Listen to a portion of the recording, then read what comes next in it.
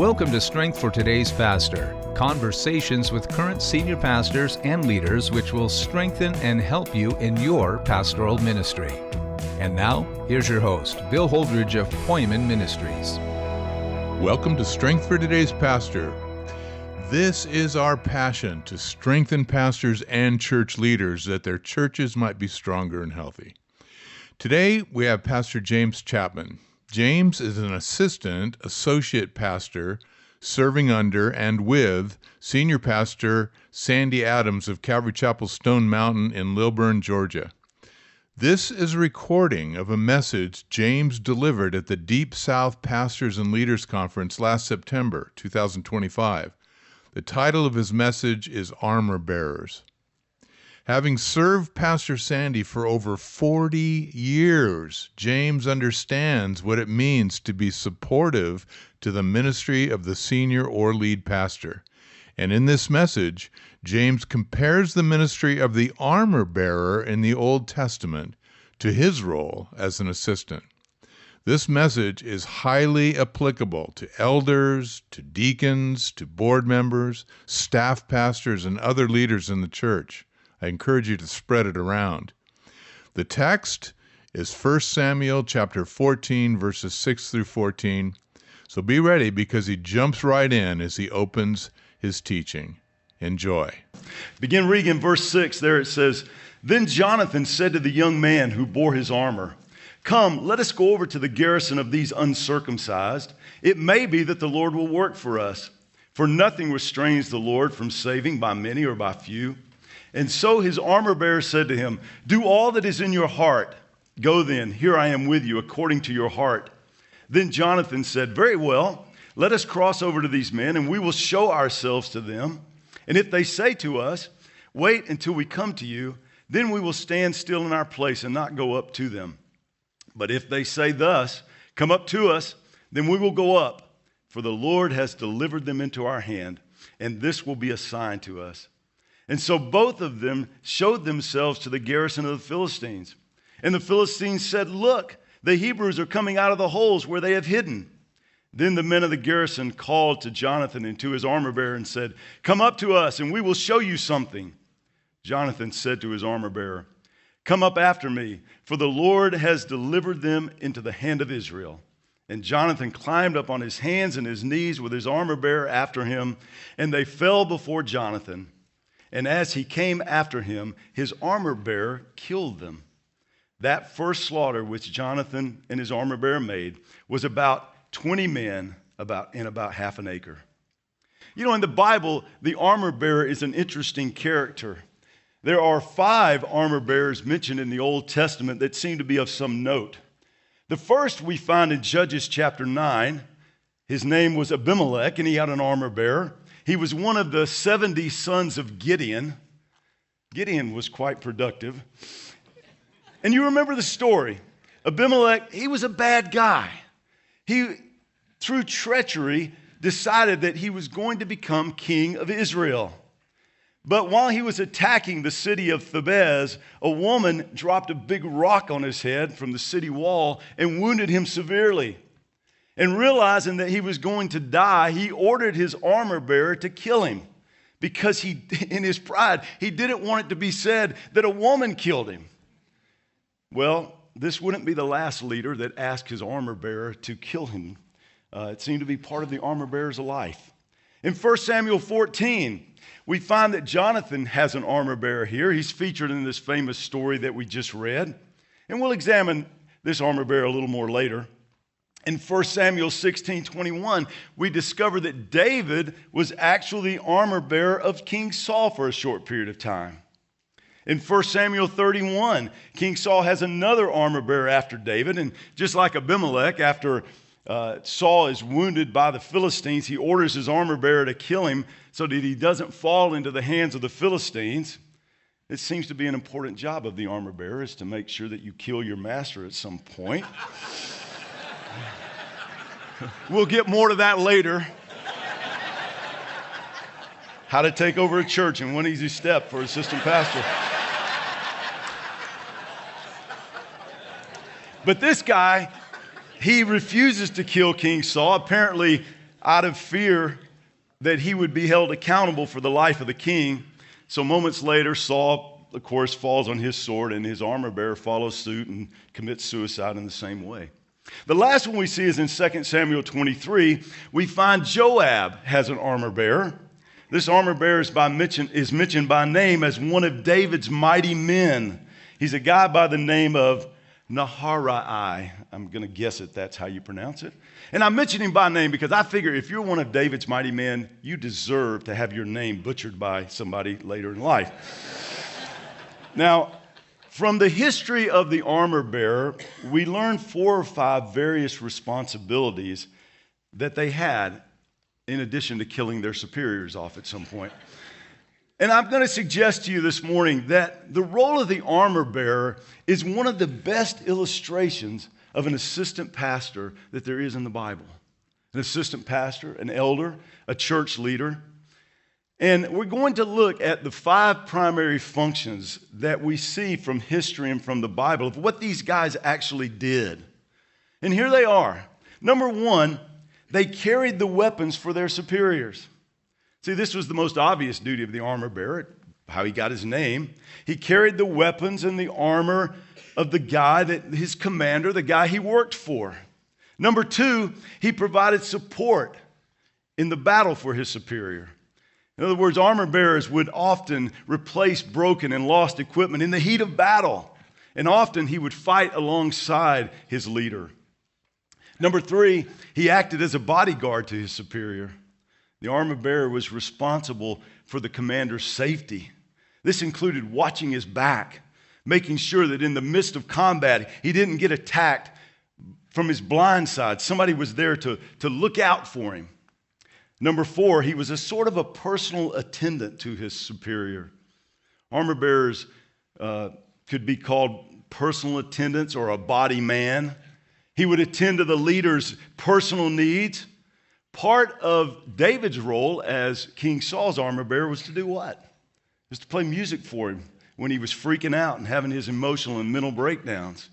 Some of you may do that for your senior pastor. I'm not sure. But probably wouldn't be a bad job. And then number 5, he would slay the wounded left by his superiors in battle. And as we'll see today, our story, we're going to see how the armor bearer finished off the wounded that were not killed by Jonathan. So the role of the armor bearer is an interesting and a challenging one. And like I said, I think it's the perfect illustration of the assistant pastor of the church who comes alongside his pastor to help provide assistance to him. In my 44 years of walking in this role, I've had plenty of opportunities to do the very things for my pastor that are illustrated in these responsibilities. And I'm going to talk about some of those today. So we're going to consider and compare these 2 roles for a moment.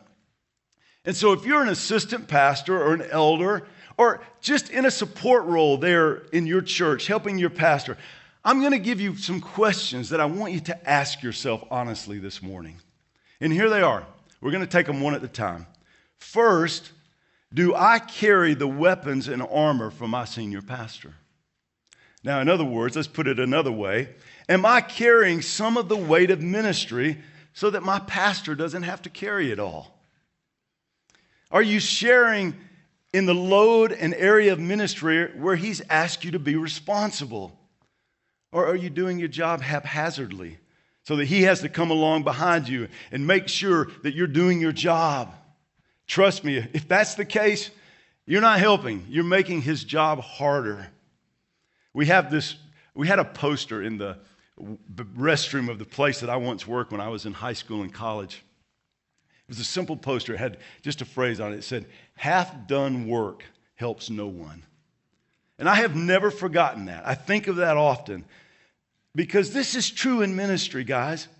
When we have the responsibility of caring for people and of teaching people's God's word, and we do it halfway, guys, it's dangerous and it's damaging to people.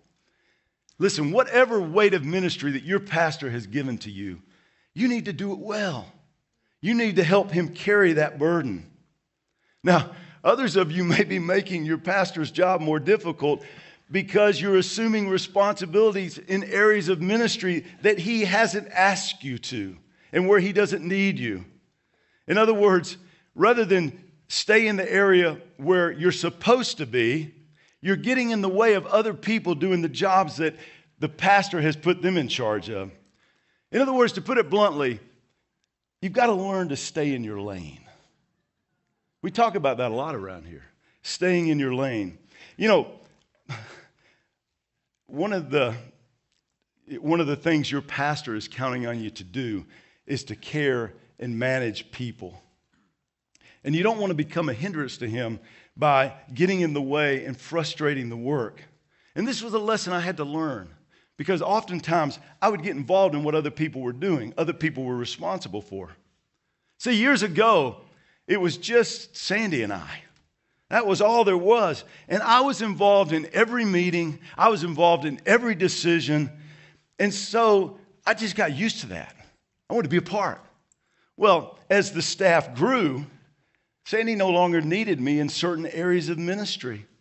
We had a worship leader, thankfully. We had a youth pastor. We had somebody to handle the facility. We had a children's ministry director. We had all of these people, but there were times when we'd be sitting in a staff meeting and I would jump into the conversation that frankly didn't involve me. And I could see Sandy getting so frustrated. Like, why don't you shut up? And he was trying to communicate a concern that he had for a certain area of ministry. And by me voicing my thought and my opinion, to be honest with you, it got in the way of what he was trying to communicate. I had to learn to stay in my lane. I had to learn to keep my mouth shut. My opinions weren't always needed. And that's hard to swallow.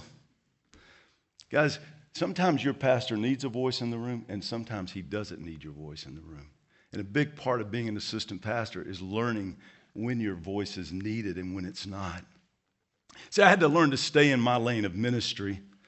And I've got plenty of responsibility. I don't want to give you the impression that I don't, just kind of don't do much. I just kind of stay in this lane.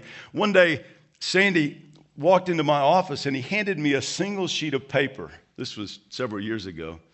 And he said, James, this is what I need you to handle, okay? This is your job description. And he handed me a piece of paper. I have it taped on my desk. You can go back there and see it. It's always been there. It said, oversee Calvary Chapel's disciples, dollars, and details. Sandy's always been into wordplay, so I got the wordplay. But guys, that's my lane. Discipleship. I do most of the counseling. I lead the men's ministry. I'm the principal of our elementary school. I lead a weekly addiction group. I'm helping teach at CBI. Dollars. I'm the CFO for the church. I handle the money. Details. Well, that's everything else. No. No. I try to make sure that what Sandy wants done gets done. Sometimes that involves staying out of it. Sometimes that involves getting very involved in it. See, my lane is plenty wide enough. I don't need to assume somebody else's lane. And guys, your pastor has probably given you a lane. Learn to stay in it. Do a good job in that one lane that you've been asked to do. Now, the second question that we need to ask ourselves is, am I supporting my pastor in battle? Or to put another way, am I fighting alongside my pastor, or am I fighting my pastor? Guys, that's an important question, and it's a big difference between the answer to those two things. See, I think too many of us are fighting our pastor rather than fighting the enemies that he's fighting every day. You know the enemies that your pastor's fighting? Complacency in the church. You fighting that one? He's fighting the enemy of grumbling and complaining that are taking place in the church every day. Are you fighting beside him? He's fighting for people in prayer. He's battling to move the ministry forward. He's battling sickness and depression and discouragement in the people around him every day.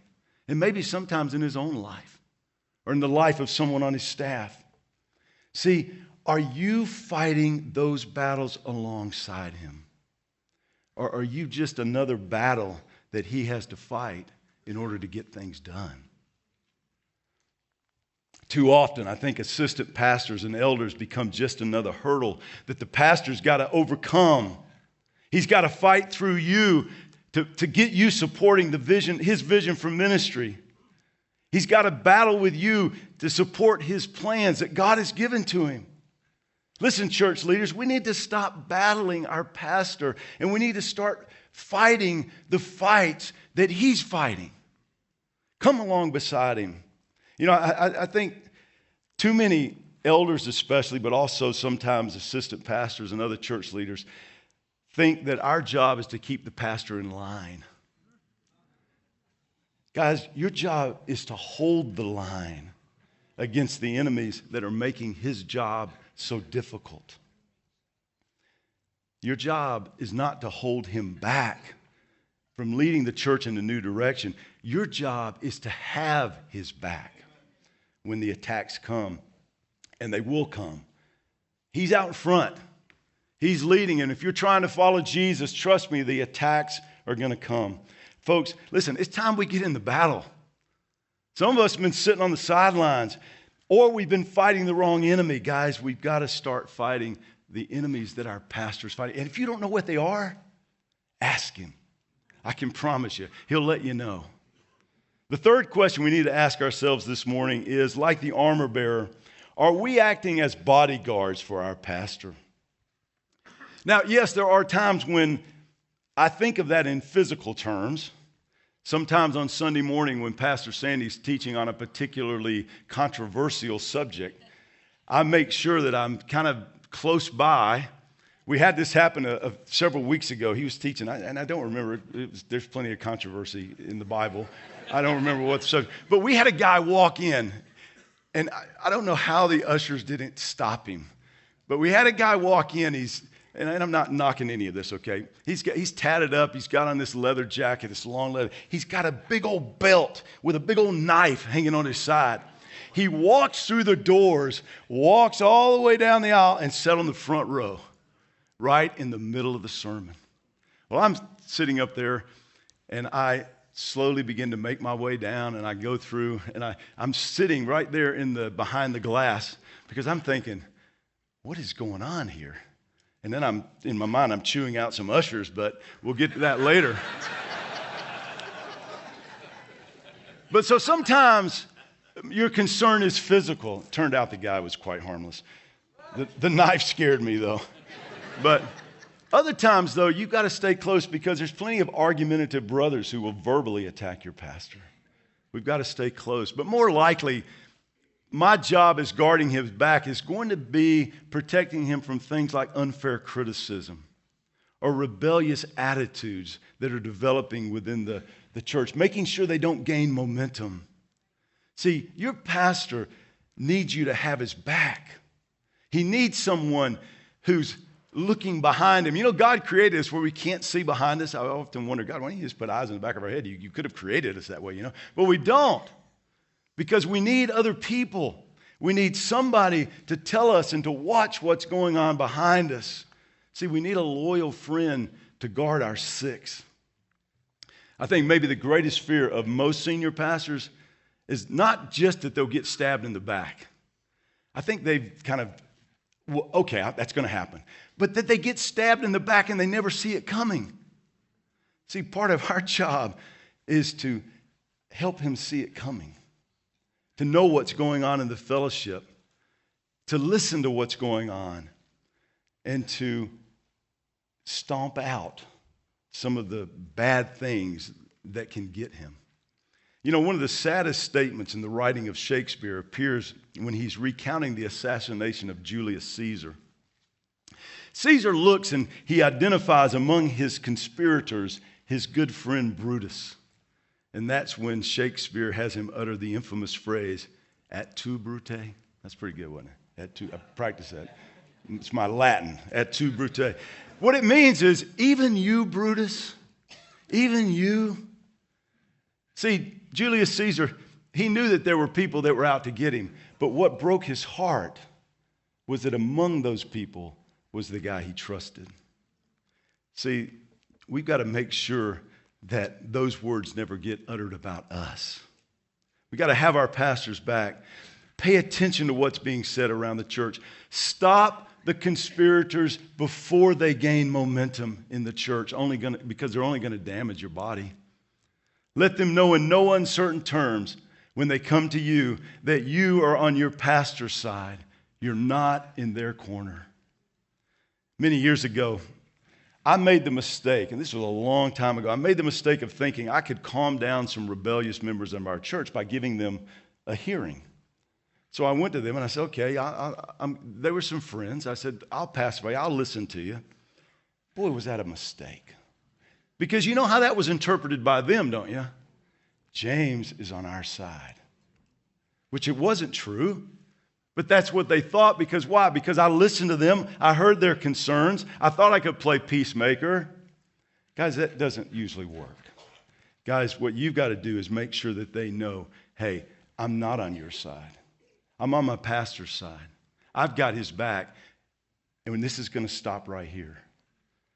Do you have your pastor's back?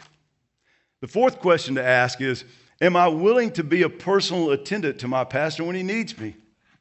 Look, my job is to make his job easier. And if that means doing a personal favor for Pastor Sandy, I'm fine with that. Doesn't bother me. If it means running something out to his house so that he doesn't have to leave what he's studying and drive into the church and get it, that's fine. I don't mind.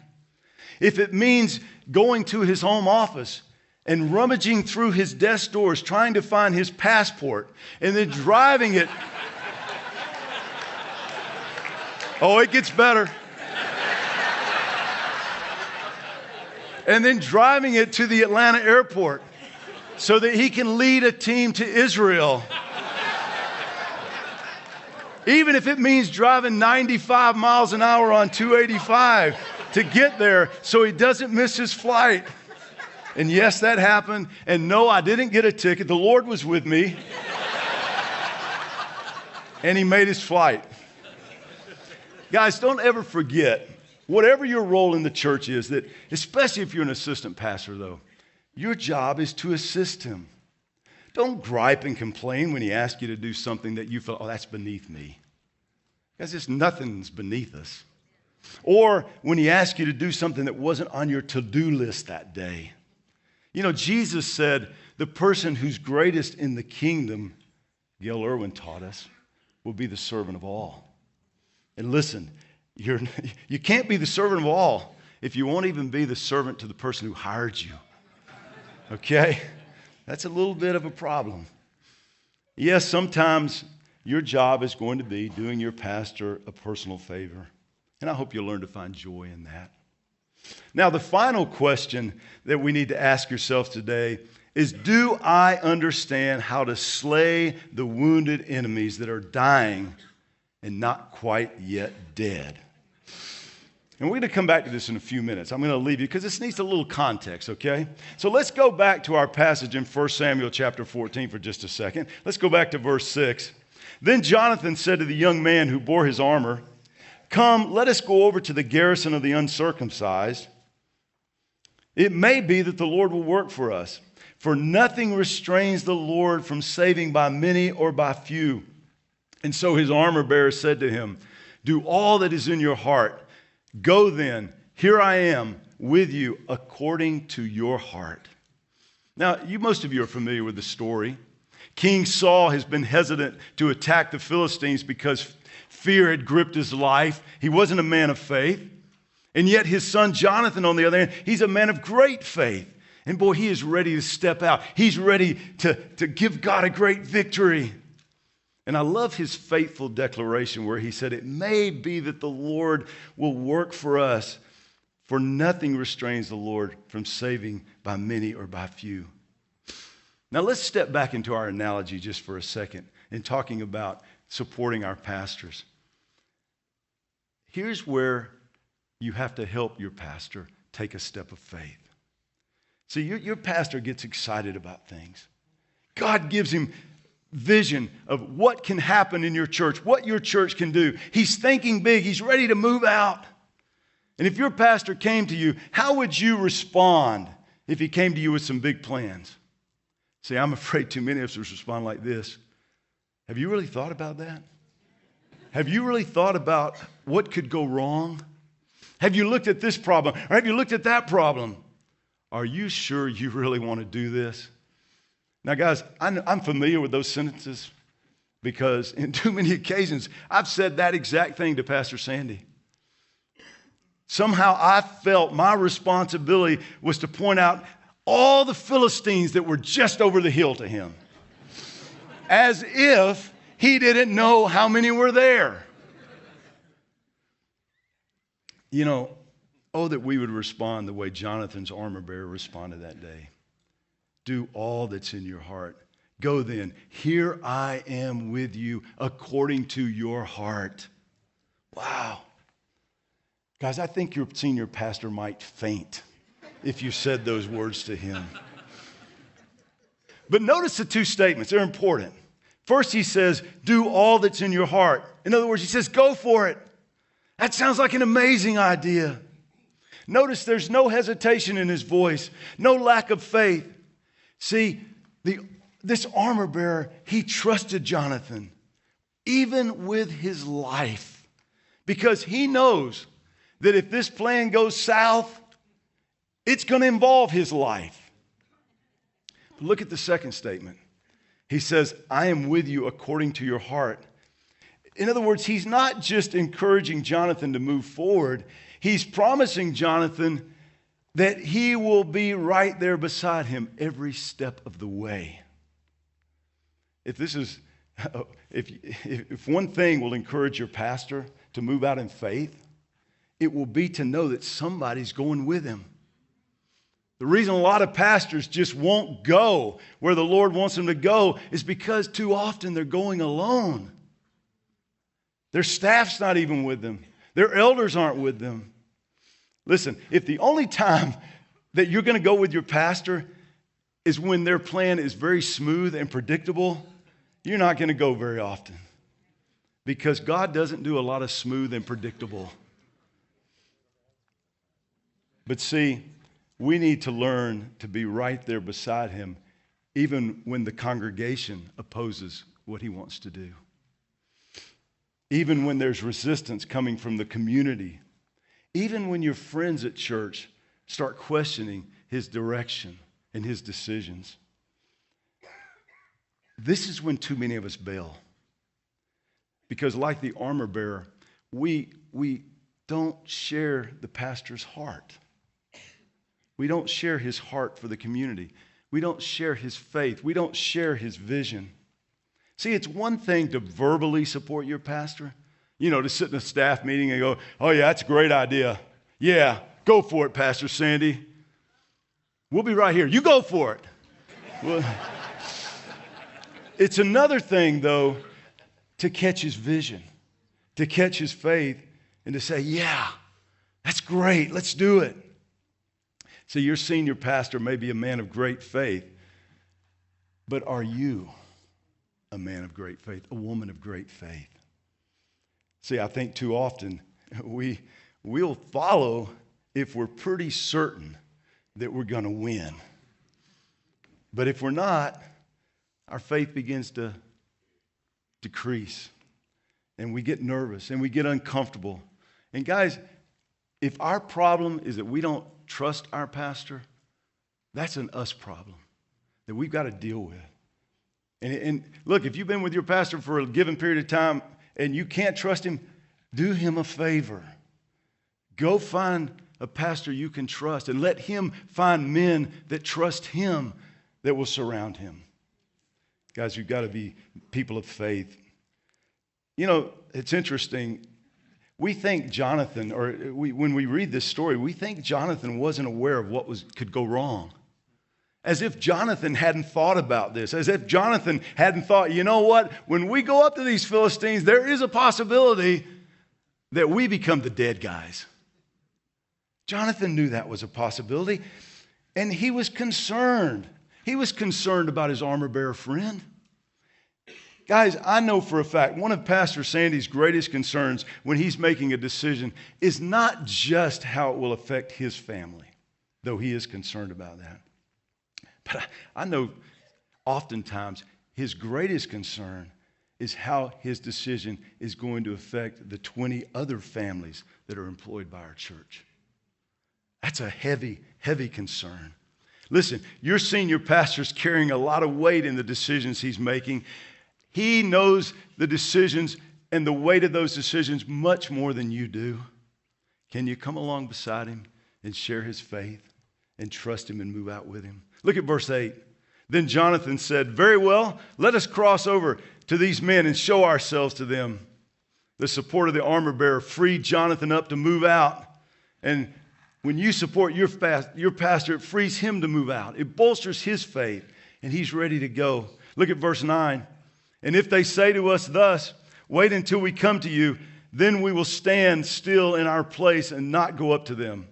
But if they say thus, 'Come up to us,' then we will go up. For the Lord has delivered them into our hand, and this will be a sign to us." So both of them showed themselves to the garrison of the Philistines. And the Philistines said, "Look, the Hebrews are coming out of the holes they've hidden." You know, I love what Jonathan does right here. He shares his plan with his armor bearer.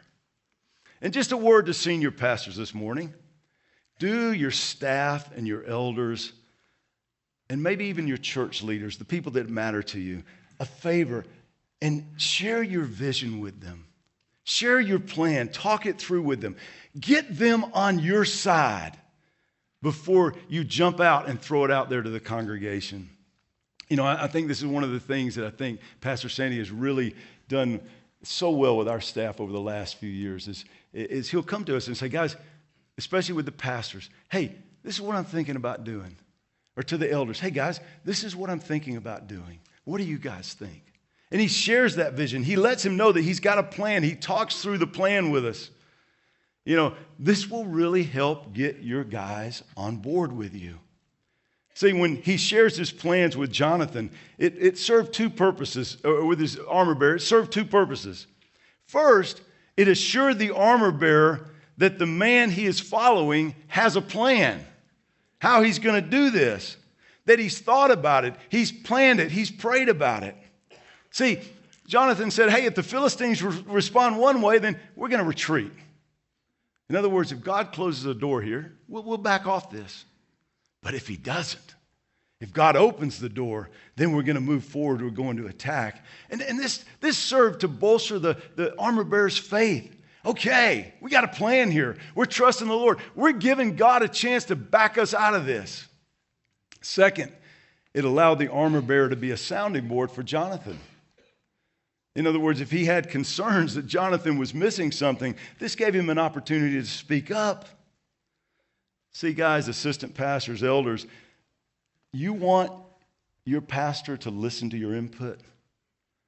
Then first you've got to show them that you're on the faith train with them, that you've listened to their plan, that you think their plan has merit, and you're with them. You want a voice in moving your church forward? Then show your pastor that you're moving in the same direction with the same purpose that he's moving. Look, he'll want your voice. He'll want your help. Now, one of the other observations that I want to make here, just to begin to wrap things up, is that too many associate pastors, assistant pastors, they take the attitude, "You'll go and I'll watch." In other words, when I'm sure that God is with you, then I am with you. Guys, that is not faith. Okay, that is not faith at all. We don't need to have that kind of attitude. We've got to follow in faith, and we've got to step out just like our senior pastor's stepping out. Look at verse 12. Then the men of the garrison called to Jonathan and his armor bearer and said, "Come up to us, and we will show you something." And Jonathan said to his armor bearer, "Come up after me, for the Lord has delivered them into the hand of Israel." And Jonathan climbed up on his hands and his knees with his armor bearer after him, and they fell before Jonathan, and he came after them, and his armor bearer killed them. As I mentioned earlier, part of the job of the armor bearer is to finish off the wounded enemies. Jonathan left a few. The armor bearer comes along, "Hey, we got him. Sounds like a great job to me. You do all the fighting, I got him. Yeah. But see, a lot of times that's the way it happens. Jonathan is leading the fight. He's taking it to the Philistines. The armor bearer is close behind, rendering the death blows. See, the armor bearer knew his job to make sure that the dying are indeed dead. The armor bearer knew his role. He didn't get ahead of Jonathan. See, Jonathan was the trained warrior. He was the expert fighter. The armor bearer's job was to follow and to finish. Guys, I know sometimes in our zeal and excitement to do your job, you start doing more than your your senior pastor needs you to do. See, he doesn't need you out in front of him. He needs you following behind, making sure that the problems are solved. In Jonathan's case, stabbing a few guys, making sure they're done. See, much of the role of the assistant pastor, the elders, it takes place backstage, out of the spotlight. And this is where your pastor needs you. He needs to be out front, not you. He's teaching the word. He's leading the people. Your job is to finish up and to kill all the details. This is what we kill. We finish off the details. We dot the I's. We cross the T's of ministry.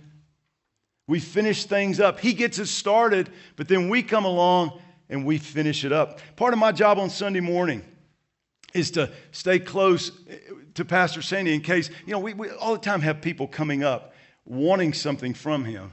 And you know what he's able to do? Hey, I'm going to introduce you to Pastor James. He's going to take good care of you.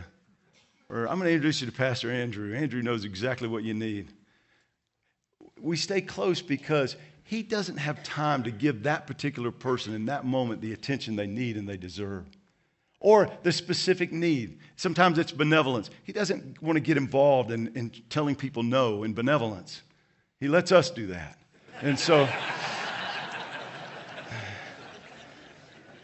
we got to know where our role is in finishing off the details. See, our job is to kill the details of ministry. 2 weeks ago, I arrived early on a Sunday morning and we had this huge dead deer lying right up in front of our church on the side of the road. And just welcoming people to come to worship. Just so inviting. A car had obviously hit it the night before and he's laying there all dead and mushy. And so before Pastor Sandy arrived, and yes, Andrew and I and Matt, we all try to get here before Pastor Sandy arrives, we were trying to figure out how to get rid of this massive carcass. Probably weighed 400 pounds. And it's not as easy as you think to get rid of a dead deer. Okay? A few years ago, we had a dead deer, and you know what we did with him? We put him in the dumpster. Ooh, not a good idea. Do you know how long it takes to get rid of the smell of a dead, decaying deer out of your dumpster? I mean, you had to wear a mask to get within 20 yards of our dumpster for the longest time. So I turned to Andrew and I said, Andrew, go get the gator out of the shed. And so we got the gator, we loaded the dead deer up on the gator, and we took him down here to Killian Hill Road, and we dumped him about a quarter of a mile down the road. See, you got to know how to do these things, guys. It comes through years of experience, okay? See, we knew that Gwinnett County Animal Control would come by and get him, so why not make him more visible for them? It's a busier road. We didn't put him in anybody's front yard or anything like that. Just there on the side of the road, nice and visible. Now, why am I telling you this story? It is because of this. Killing off the problem of the dead deer was what Pastor Sandy needed Andrew and I to do that morning. That was the problem. That was the detail that was really in the way of a good morning of worship. Later that morning, I was telling Sandy about the dead deer problem, and he commented very simply but true. He said, just another day in the life of an assistant pastor. And I said, amen. You've been listening to Pastor James Chapman of Calvary Chapel, Stone Mountain, Georgia. If you'd like to reach out to James, you can connect with him through the Contact Us page on their church's website, which is calvarycsm.com. That's calvarycsm.com. Thanks for listening to Strength for Today's Pastor. This episode is number 181. There are many resources available on previous programs. Please check us out on any major podcast platform or on our website. God bless you all in your service and life with our Savior. Strength for Today's Pastor is sponsored by Pointman Ministries. You can find us at pointmanministries.com. That's spelled Poimen ministries.com. If something in today's program prompts a question or comment, or if you have a topic idea for a future episode, just shoot us an email at strongerpastors@gmail.com. That's strongerpastors@gmail.com. May the Lord bless you as you serve Him, His pastors, and His church.